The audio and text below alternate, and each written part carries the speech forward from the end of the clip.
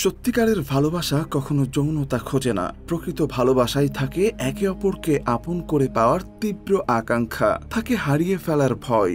একে অপরের প্রতি বিশ্বাস ভালোবাসাকে আরো সুন্দর করে তোলে। কিন্তু যদি এই বিশ্বাসের সুযোগ নিয়ে ভালোবাসার মানুষটাই সবথেকে বড় ক্ষতি করে ফেলে, তখন বেঁচে থাকার ইচ্ছাটাই মরে যায়। জীবনের সব সুখ যেন অন্ধকারে হারিয়ে যায়। ঠিক এমনই একটি গল্প নিয়ে নির্মিত কিল বিল সোসাইটি মুভিটি একই সাথে আপনাকে নতুনভাবে বাঁচতে শেখাবে, আর সেই সাথে আপনাকে শেখাবে কিভাবে জীবনের খারাপ সময়টা কাটিয়ে আনন্দের শ্বাস নিতে হয়। সেই সাথে প্রত্যেকটা মেয়ের জন্য এই মুভিটি দারুণ একটি মেসেজ দিয়েছে। তাই অবশ্যই শেষ পর্যন্ত দেখবেন, আর চ্যানেলে নতুন হয়ে থাকলে সাবস্ক্রাইব করে রাখবেন। কলকাতার এক ঝলমলে স্টেডিয়াম, সেখানে উপস্থিত নামি দামি সেলিব্রিটি পরিচালক। আজকের রাত শুধু পুরস্কারের জন্য না, আজকের রাত প্রমাণ করার কে আসলে রাজত্ব করবে বাংলা সিনেমার ভবিষ্যতে। ঘোষণা করা হয় এবছরের সেরা অভিনেত্রী হলো পূর্ণা ঘোষ। স্টেডিয়াম যেন বিস্ফোরিত হয় হাততালিতে। পূর্ণা উঠে আসে মঞ্চে। এটাই ছিল তার প্রথম ছবি। আগে পূর্ণা রিলস করত, আর এখন সে নামকরা অভিনেত্রী, আর তার ছবির পরিচালক সৃজিত মুখার্জি। অন্যদিকে পূর্ণার বয়ফ্রেন্ড অনিন্দ হাতে ফোন ধরে রেখেছে। সোশ্যাল মিডিয়ায় সবাই এখন পূর্ণা ঘোষকে নিয়ে মাতামাতি করছে। সে চুপচাপ তাকিয়ে থাকে মোবাইলের স্ক্রিনের দিকে। তার চোখে আনন্দ নেই, বরং একটা চাপা রাগ, একটা প্রশ্ন যেটা সে বারবার নিজেকেই করে। তুই ওদের কি দিলি যে তোকে প্রথম সিনেমাতেই পুরস্কার দিয়ে দিল? অনিন্দ আর পূর্ণা দীর্ঘ 4 বছর ধরে লিভিং সম্পর্কে আছে। অনিন্দ মনে করে সিনেমা জগৎ মানেই নোংরামি। ডিরেক্টর প্রডিউসারদের খুশি করলে তবেই কাজ মেলে। পূর্ণা ঘরে ফিরে অনিন্দকে দেখে বলে, আমি পেয়ে গেছি আমার প্রথম অ্যাওয়ার্ড। অনিন্দ সোফায় বসে, হাতে ফোন, মুখটা গম্ভীর। সে নিচু স্বরে বলে, তুমি এখন তো বিশাল বড় স্টার, আমার মতো সাধারণ মানুষের সাথে তোমাকে কি আর মানাবে? পূর্ণা এত কথায় পাত্তা দেয় না, তবে হেসে বলে, আরে ধুর, এটা তো দুজনেরই সাফল্য। এই আনন্দটা আমি তোমার সঙ্গে ভাগ করতে চেয়েছি। আর সামনে একটা নতুন প্রজেক্টের কাজ শুরু হচ্ছে। চিন্তা করছিলাম তার আগে দুজনে মিলে একটু ঘুরে আসি চলো। অনিন্দ রেগে রেগে বলে, তুমি ঘুরে বেড়াও, আমি তো আর তোমার মতো লাকি না যে ডিরেক্টরদের সাথে কয়েকটা মিটিং আর ফ্ল্যাটে শুয়ে থাকলেই টাকা আসবে, তাই না?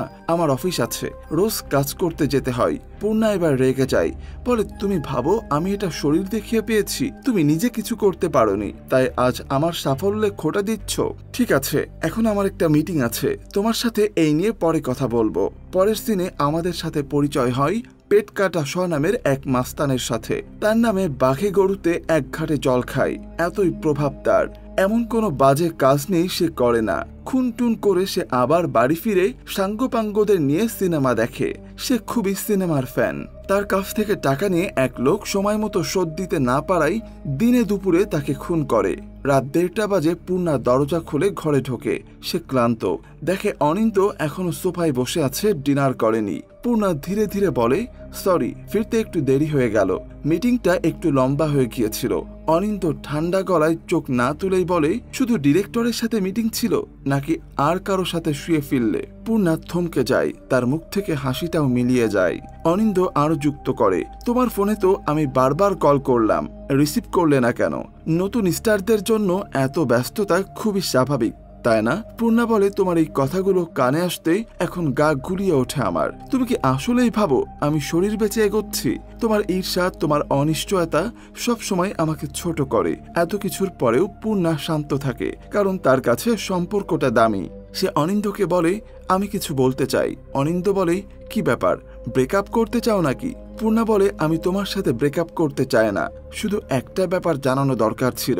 পরের সিনেমায় আমাকে একজন পতিতার চরিত্রে অভিনয় করতে হবে, তাতে কিছু ইন্টিমেট সিন থাকবে, এটাই বলার ছিল। অনিন্দ রেগে আগুন হয়ে যায়, বাজে ভাষায় পূর্ণাকে অ্যাটাক করা শুরু করে। বলে, তোর হিরো যখন তোর গোপন জায়গা ছবি, তখন তো তোর খুব ভালো লাগবে, তাই না? একদম পাগলের মতো আচরণ করতে শুরু করে অনিন্দ। পূর্ণা থাকতে না পেরে সজোরে এক থাপ্পড় বসিয়ে দেয় অনিন্দর গালে। বলে, তুমি আমার জীবনের সবচেয়ে বড় ভুল, আর পারবো না তোমার সাথে থাকতে, পাগল একটা। অনিন্দ ঘরে একা বসে থাকে। সে এক ভয়ানক ফন্দিয়ার ছিল মনে মনে। বলে, এই থাপ্পড়ের দাম তোকে দিতেই হবে, আমি তোকে সারা পৃথিবীর কাছে ফেমাস করে দেব।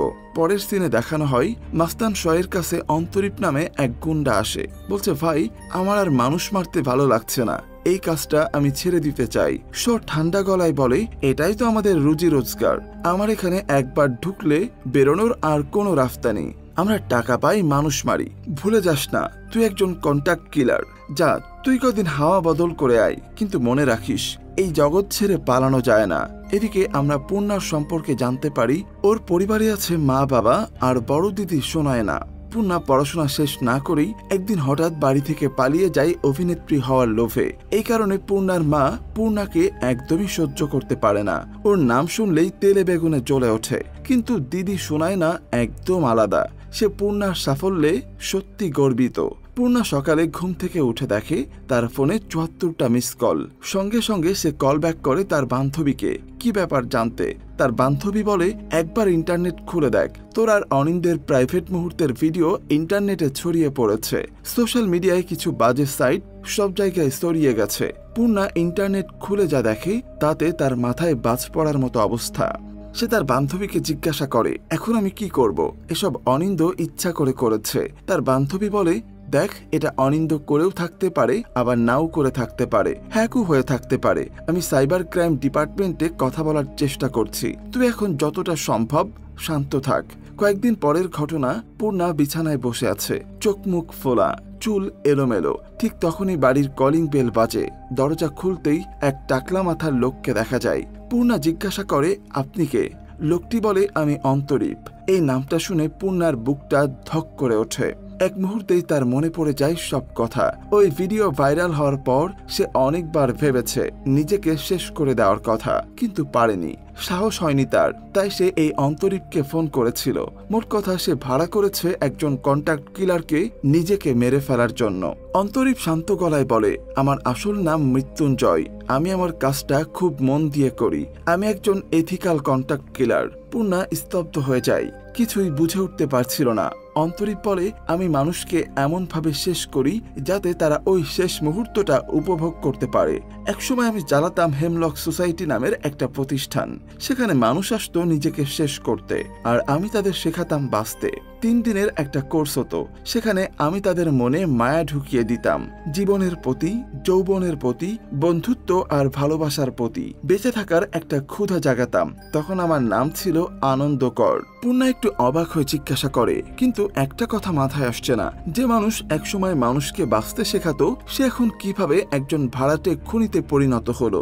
অন্তরীপ বলে, যাদের আমি বাঁচিয়েছিলাম পরে তাদের সঙ্গে যোগাযোগ করে জানতে পারি কেউই ভালো নেই। কেউ লোনে ডুবে আছে, কেউ সংসারে হাঁপিয়ে উঠেছে, কারো আবার প্রেম ভেঙেছে। এখন পৃথিবীতে তো বাঁচার মতো জায়গা নেই। আর এই হোপ নামের বস্তুটা আসলে সবচেয়ে বড় ঠকবাজ। তাই এখন আমি টাকার বিনিময়ে মৃত্যু বিক্রি করি। সে পূর্ণাকে হাসি হাসি মুখে জিজ্ঞাসা করে, কখন, কিভাবে আর কেমন ভাবে মরতে চান বলে ফেলুন, আমি শুধু আমার কাজটা নিখুঁতভাবে শেষ করব। পূর্ণা অন্তরীপকে বিশ্বাস করতে পারছিল না। সে বলে, আপনি নিশ্চয়ই ঢপ মারছেন। খুনি কখনো এরকম হাসি খুশি টাইপের হয় নাকি? অন্তরীপ বলে, তাহলে এক কাজ করুন, আমার সাথে যাবেন তো? চলুন, একজনকে মারার অর্ডার আছে, আপনার চোখের সামনেই তাকে শেষ করব। পূর্ণার তখন আগের ঘটনা মনে পড়ে। ভিডিওটা ভাইরাল হওয়ার পর সে অনিন্দর কাছে গিয়েছিল। অনেক ঝামেলা হয় সেখানে, কিন্তু অনিন্দ ছিল নিশ্চুপ। সে পূর্ণার উপরই দোষ দিয়ে দেয়, বলে, তোমার ভাগ্য ভালো, আমার উকিল তোমার কাছে যায়নি। তুমি এসব নিজের ইচ্ছা করে করছো যাতে তোমার নামে চর্চা হয়। পূর্ণা এরপরে ঘরে ফিরে গেলে তার মা ফিরেও তাকায় না তার দিকে, উল্টাপাল্টা কথা বলতে শুরু করে। এরপর পূর্ণা অনেক চেষ্টা করে নিজেকে শেষ করার, কিন্তু পারেনি। চারিদিকে তখন পূর্ণার ভিডিও নিয়ে চর্চা শুরু হয়ে গেছে। আর লোকজন তো পূর্ণাকে নিয়ে নানান কথা বলতে থাকে। মেয়েটার মনের অবস্থা কি সেটা কখনোই ভাববে না। কিছু মানুষ পূর্ণার পক্ষে কথা বলে ঠিকই, কিন্তু বেশিরভাগ লোকই বিপক্ষে কথা বলে। এমন অবস্থায় একটা মেয়ের পক্ষে বেঁচে থাকা অনেক কঠিন হয়ে দাঁড়ায়। পূর্ণার অবস্থাও সেরকম হয়েছিল। তারপরই পূর্ণা খবর পাই পেট কাটা শয়ের ব্যাপারে। সেখানে গিয়ে পূর্ণা ঠিক করে বলে না কাকে মারতে হবে। তারা ভাবে যেই ঘটনা ঘটিয়েছে তাকেই শেষ করার অর্ডার দিতে এসেছে পূর্ণা। তাকে অন্তরীপের নাম্বার দিয়ে বলে, ওর সাথে যোগাযোগ করে নাও, সে কাজ করে দেবে। এরপরই সে অন্তরীপকে ফোন করে ভাড়া করে। সিন চলে আসে বর্তমানে। সুনায়না ব্যাগ গোছাচ্ছে, চুপচাপ গম্ভীর মুখে জামা কাপড় ভাঁজ করছে। তার মা পাশে দাঁড়িয়ে উদ্বিগ্ন চোখে মেয়ের কাজ দেখছেন। তার মা বলে, সুনায়না প্লিজ এখন ওর কাছে যাস না, এই সময় বাড়ির বাইরে যাওয়া ঠিক না, তুই তো জানিস মেয়েটা কি করেছে। সুনায়না বলে, মানুষ অনেক কিছু বলবে ওর ব্যাপারে, কিন্তু এখন যদি পূর্ণার পাশে না দাঁড়াই তাহলে আর কবে দাঁড়াবো। তার মা বলে, তুই বুঝছিস না, মেয়েটা একটা ভুল করেছে, এই অবস্থায় ওর সঙ্গে থাকা মানে তোর জীবন নিয়েও টানাটানি, লোকে তোকে নিয়েও কথা বলবে। সুনায়না বলে, ও একটা ভুল করেছে ঠিকই, কিন্তু ভুল করলে কি কেউ ওর পাশে থাকবে না? আমি ওকে একা ছেড়ে দিতে পারি না মা, আমি ওর দিদি। এই বলে সুনয়না বাড়ি থেকে বেরিয়ে পড়ে। অন্তরীপ একটা কার্ড বাড়িয়ে দেয় পূর্ণার দিকে, বলে, এই নিন আমাদের প্রতিষ্ঠানের কার্ড, কিলবিল সোসাইটি। আগের স্লোগান ছিল মরবে মরো ছড়িও না, এবার একটু আপডেট করে এনেছি, মারবো এখানে বিল পড়বে ওখানে। পূর্ণা একটু ভ্রুকুসকে অবাক হয়ে যায়, বলে, আপনি কি ইয়ার্কি মারছেন আমার সাথে? অন্তরীপ বলে, যা বাবা, ইয়ার্কি কেন মারবো বলুন তো, আপনি তো এখন আমার সাথে যাচ্ছেন, বুঝবেন কোনটা ইয়ার্কি আর কোনটা আসল সত্য। আর হ্যাঁ, টাকাটা আগে দিয়ে দেবেন। এই লাইনে তো আর এমন হয় না যে কাজের আগে অগ্রিম নিলাম, কাজের পরে কিছু দিলাম। অন্তরীপ পূর্ণাকে নিয়ে পৌঁছায় একটা বহুতল অ্যাপার্টমেন্টের সামনে, বলে, চলুন আজকে আপনাকে একটা লাইভ ডেমো দেখাই। আজকের ক্লায়েন্টের নাম হচ্ছে মুক্তি দে। অন্তরীপ ব্যাগ থেকে একটা হেডফোন ও ডিজিটাল ডিভাইস বের করে পূর্ণার হাতে দিয়ে বলে, এই ডিভাইসটা ধরুন আর এই হেডফোনটা কানে দিন, ভেতরে যা যা হবে সব দেখতে আর শুনতে পাবেন লাইভে। আপনি বসুন আর উপভোগ করুন, আমি একটু আমার কাজ করে আসি। পূর্ণা কানে হেডফোন লাগায়, চোখ রাখে ডিভাইসে। ও পাশে অন্তরীপ ধীরে ধীরে হাতের ব্যাগ নামিয়ে কলিং বেলে চাপ দেয়। মুক্তি দরজা খুলে হাসি মুখে বলে, ও আপনি, চলুন ভেতরে আসুন, আমি কিন্তু আপনার জন্য কিছু খাবার বানিয়ে রেখেছি। পূর্ণা বাইরে বসে ডিভাইসের স্ক্রিনে দেখে, হঠাৎ মুখ বিকৃত করে বলে ওঠে, বাবারে, মেয়েটা তো খুশি মনে আপনাকে ওয়েলকাম করছে। নিজেকে মারতে ডেকেছে না ওকে ফাঁসাতে? নিশ্চয়ই আপনি কিছু করেছেন। ছেলেদের তো স্বভাবই সব জায়গায় স্লিপ ফেলার। অন্তরীপ হেডফোনে শুনতে পায় কথাটা, একটু বিষম খেয়ে ফেলে, মুখ টিপে হাসে সে। অন্তরীপ চুপচাপ খাবার খাচ্ছে। হঠাৎ মুক্তি বলে, আপনি এই কাজটা ছেড়ে দিতে পারেন না? মানে আপনি তো একটা সাধারণ কাজ করলেও পারেন। অন্তরীপ তেমন কিছু বলে না। একটু পর মুক্তি বলে, আমি ডিলটা ক্যান্সেল করতে চাই। অন্তরীপ বলে, কেন, হঠাৎ কি হলো? মুক্তি হালকা করে হেসে বলে, আগে আমি একদম মনমরা থাকতাম, কিন্তু আপনার সাথে দেখা হওয়ার পর কেমন যেন একটা পরিবর্তন অনুভব করছি, নিজের মধ্যে একটা বাঁচার ইচ্ছা করছে। অন্তরীপ ধীরে ধীরে মাথা নিচু করে। পূর্ণা বাইরে বসে ডিভাইস সব দেখছিল, চোখে কৌতূহল, একটু স্বস্তি। অন্তরীপ ধীর গলায় ঠান্ডা স্বরে বলে, দেখুন, কিলবিল সোসাইটির নিয়ম খুব সহজ, এখানে একবার অর্ডার দিলে সেটা ডেলিভারি হবেই। সে ব্যাগ খুলে বের করে আনে বন্দুক, এরপর ধীরে ধীরে সাইলেন্সার লাগাতে শুরু করে। পূর্ণা ডিভাইসে এসব দেখে চিৎকার করে উঠতে চায়, কিন্তু গলা আটকে যায়। মুক্তি কিছু বোঝার আগে অন্তরীপ সোজা বন্দুক তোলে। সাইলেন্সার লাগানো গুলির শব্দ হয় আর থপ করে পড়ে যায় মুক্তির শরীর। পূর্ণার মুখ ফ্যাকাশে, চোখে অবিশ্বাস আর আতঙ্কের ছাপ। অন্তরীপ বলে, এইবার তো বিশ্বাস হলো, আমি সত্যি একজন ভাড়াটে খুনি। পূর্ণা বলে, একজন জলজান্ত মানুষকে আপনি মেরে ফেললেন, পুলিশ কিছু করবে না? ওরা কেউ জানবে না এটা? অন্তরীপ বলে, ওসব সেটিং করা আছে, কোথায় কখন লাশ পড়ে থাকবে, কার নামে রিপোর্ট হবে না হবে, সব আগেই ঠিক করা আছে। অন্তরীপ বলে, এবার আপনি ঠিক করে ফেলুন, কবে মরতে চান? আমাদের কিলবিল সোসাইটি একটা ভালো মেডিক্লেম প্যাকেজ দেয়, আপনার পরিবারের জন্য ফান্ড, আপনার শ্রাদ্ধ যথাযথভাবে হয়ে যাবে। এমনকি চাইলে আপনার চিতা নিম কাঠ দিয়ে হবে কিনা সেটাও নির্বাচন করতে পারেন। পূর্ণা এসব শুনে হাসবে না কাঁদবে বুঝতে পারে না। সে অন্তরীপকে বলে, একজন মারা যাবে আর আপনি তাকে জিজ্ঞাসা করছেন কাঠ কোনটা দিয়ে পুড়বে সেটা? অন্তরীপ হালকা হেসে নিয়ে বলে, দেখুন, কিছু ক্লায়েন্ট থাকে যারা মরার সময়টাকেও এনজয় করতে চায়, সেজন্যই বললাম। আচ্ছা, আপনি কি কি খেতে পছন্দ করেন? শেষ খাওয়াটা রাজকীয়ভাবে করে যেতে পারবেন তাহলে? শেষ তো আর প্রতিদিন আসে না। পূর্ণা তার পছন্দের মেনু বললে অন্তরীপ বলে, ঠিক আছে, আমি সব ব্যবস্থা করে দেব। পূর্ণা বলে, একটা অনুরোধ করছি, দেখবেন মৃত্যুটা যেন যন্ত্রণাদায়ক না হয় আর হঠাৎ করেই যেন সব হয়ে যায়। আমি আরশোলা, সাপ এইসব জিনিস খুবই ভয় পাই, ভয় দেখিয়ে মারবেন না প্লিজ। অন্তরীপ হালকা হাসি নিয়ে বলে, এটা জানিয়ে দিলেন ভালো হলো, কদিন আগে এক ক্লায়েন্টকে বাথরুমে বন্ধ করে তার গায়ে আরশোলা ছেড়ে দিয়েছিলাম, বেচারা হার্ট অ্যাটাক করে মারা গেল। একদম ন্যাচারাল ডেথ, কেউ সন্দেহই করেনি। আচ্ছা, একটা ভালো কথা শুনুন, এখন থেকে আমি সবসময় আপনার সাথেই থাকবো, সময় বুঝে ঠিক আপনাকে সালটে দেব। আর কেউ যদি জানতে চায় আমি কে, তাদের বলবেন আমি আপনার নতুন ম্যানেজার। এরপর সবসময় অন্তরীপ পূর্ণার সাথে থাকতে শুরু করে। পূর্ণা বলে, বাইরে লোকালয়ে বেরোলেই মনে হয় সব ড্রেস খুলে যাচ্ছে আমার, লোকজন এমন ভাবে তাকায় যেন আমি কোনো মানুষই না। পূর্ণা ঘরে ফিরে দেখে তার দিদি সুনয়না এসেছে, তার সাথে অন্তরীপের পরিচয় করিয়ে দেয়। অন্তরীপ সেখান থেকে চলে যাওয়ার পর সুনয়না জিজ্ঞাসা করে, ছেলেটা কে রে, তোর বয়ফ্রেন্ড? পূর্ণা বলে, ভাড়াটে খুনি, নিজেকে মারার জন্য রেখেছি। কিন্তু সুনয়না কথাটা সিরিয়াস ভাবে নেয় না, সেভাবে তার বোন মজা করছে। এতদিন পর দিদি এসেছে, তাই দিদিকে নিয়ে সে বাড়ি আসে। নেশা করার পর পূর্ণা দিদিকে বলে, আমার কিছু হয়ে গেলে আমার সমস্ত সম্পত্তি তোরা পাবি। এই কথাটা শুনে সুনয়না আটকে ওঠে, নিজেকে সামলে নেয়, ভাবে নেশার ঘরে বোন কি না কি বলছে। পূর্ণা বলে, আমার অনেক কাজ আছে, তোর এখানে বেশি দিন থাকা ঠিক হবে না, বাড়ি ফিরে যা। পূর্ণা অন্তরীপের সাথে কথা বলে জানতে পারে সে ব্লাড ক্যান্সারের পেশেন্ট। এক সপ্তাহ পর পর তাকে ব্লাড চেঞ্জ করতে হয়। পূর্ণা বলে, এই জন্য আপনি প্রেম করেন না নাকি? আমার সেলগুলো তো মরছে বার্ধক্যে, আর আপনারগুলো ক্যান্সারে, আমাদের সবারই প্রেমে পড়া উচিত। এসব শুনে অন্তরীপ বলে, আপনি আর যতদিন বেঁচে আছেন এমন সুন্দর সুন্দর কথা বলবেন। অন্তরীপ পূর্ণাকে নিয়ে কবরস্থানে পৌঁছায়, বলে, এই জায়গাটা দেখুন, কি শান্তি আছে তাই না? এখানে কারো কোনো ডেডলাইন নেই, না আছে কষ্ট, না প্রেম, না প্রতিশোধ, শুধু নিস্তব্ধ ঘুম। মৃত্যু আসলেই খুবই মিষ্টি জিনিস। এরপর নিঃশব্দে পকেট থেকে বন্দুক বের করে পূর্ণার দিকে তাক করে। সে ট্রিগারে চাপ দেয়, কিন্তু কোনো গুলি বেরোয় না। পূর্ণা চোখ বন্ধ করে দাঁড়িয়েছিল, কিন্তু কিছু না শুনে চোখ মেলে তাকায়।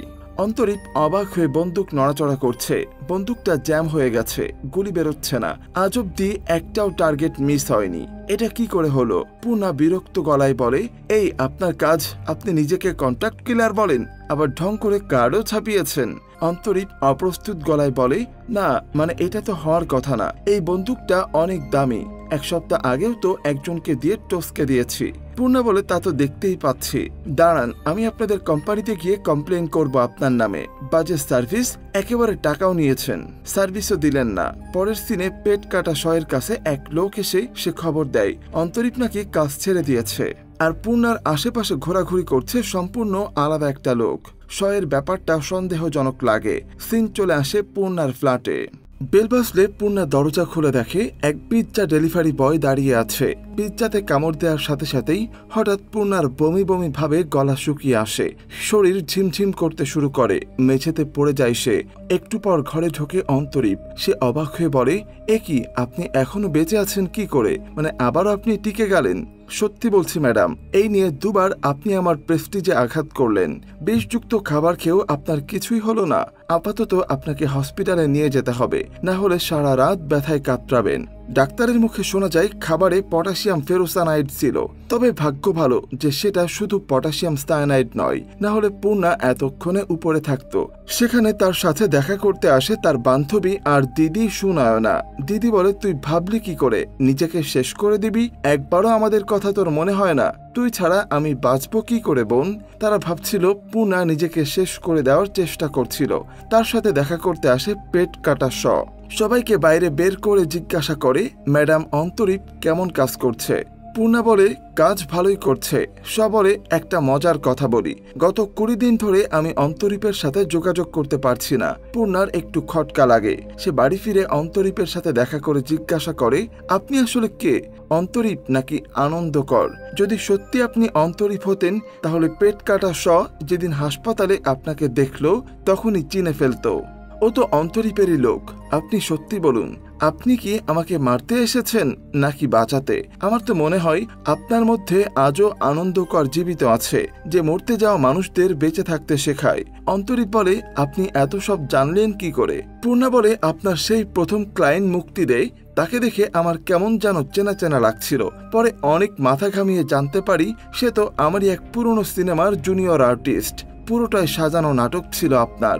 আপনি চেয়েছিলেন আমার সামনে একটা খুন করতে, যাতে আমি ভয় পাই আর বিশ্বাস করি আপনি একজন ভয়ঙ্কর ভাড়াটে খুনি। কিন্তু একটা ভুল করে ফেললেন। সেদিন কবরস্থানে যখন আপনি বন্দুক তুললেন তখন সেই বন্দুকের সেফটি লকটা অন ছিল।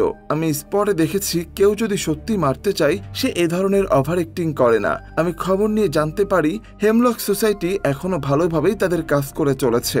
কিন্তু একটা কথা মাথায় ঢুকলো না, আপনি আমার কাছে এলেন কি করে? আমি তো আপনাকে কখনোই খুঁজিনি। ফ্ল্যাশব্যাকে দেখানো হয় হেমলক সোসাইটিতে এক লোক এসে বসে আছে, মুখ নিচু করা হতাশায় ভেঙে পড়েছে। সে আর কেউ নয়, আসল অন্তরীপ। সে আনন্দকে বলে, জানেন আমি অনেককে মেরেছি, কন্ট্যাক্ট কিলার আমি, কিন্তু যতবার কাউকে মেরেছি তার চেয়েও বেশিবার নিজে মরেছি। আমি আর পারছি না, নিজেকে মেরে ফেলতে চাই। ঠিক তখনই অন্তরীপের ফোন বেজে ওঠে। অন্তরীপ ফোন রিসিভ করে। ওদিক থেকে এক মেয়ের কণ্ঠস্বর ভেসে আসে, শান্ত কিন্তু বিষণ্ণ। আমি আপনাকে ভাড়া করতে চাই নিজেকে মেরে ফেলার জন্য। আমার নাম হলো পূর্ণা। অন্তরীপ ও আনন্দ দুজনেই থমকে যায়। এরপরই আনন্দ অন্তরীপ রূপে এন্ট্রি নেয় পূর্ণার জীবনটাকে বাঁচাতে। সময় চলে আসে বর্তমানে। আনন্দ পাশে এসে দাঁড়ায় পূর্ণা বলে, আমি ঠিক করে ফেলেছি, আমি নিজেকে শেষ করব না। আমি মারা যাওয়ার পেছনে হয়তো একটা গল্প ছিল, কিন্তু বেঁচে থাকার পেছনে এখন অনেক অনেক কারণ আছে। আনন্দ হেসে বলে, আপনাকে না মারার পেছনে আরো একটা কারণ আছে আমার।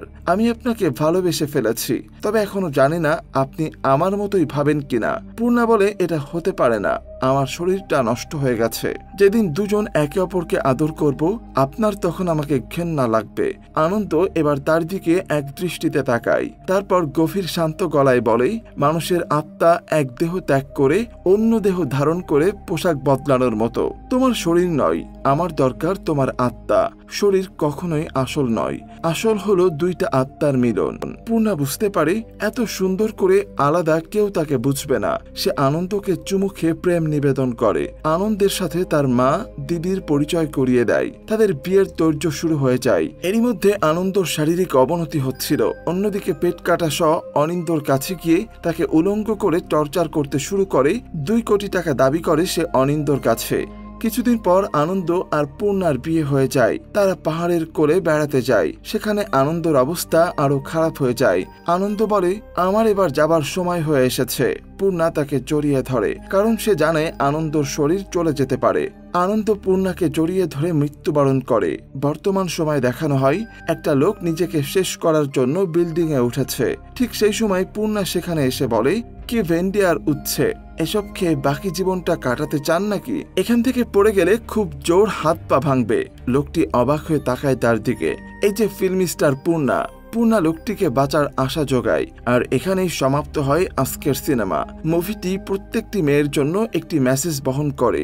ভালোবাসার নামে কখনো ছেলের কাছে নিজের শরীর বিলিয়ে দিতে নেই। মনে রাখবেন, প্রকৃত ভালোবাসা কখনো যৌনতা খোঁজে না। আর যে ভালোবাসা যৌনতা খোঁজে সে ভালোবাসা কখনো সত্যিকারের ভালোবাসা হয় না। মুভিটি আপনাদের কাছে কেমন লাগলো সেটি অবশ্যই কমেন্টে জানাবেন। আর চ্যানেলে নতুন হয়ে থাকলে অবশ্যই সাবস্ক্রাইব করে রাখবেন। ধন্যবাদ।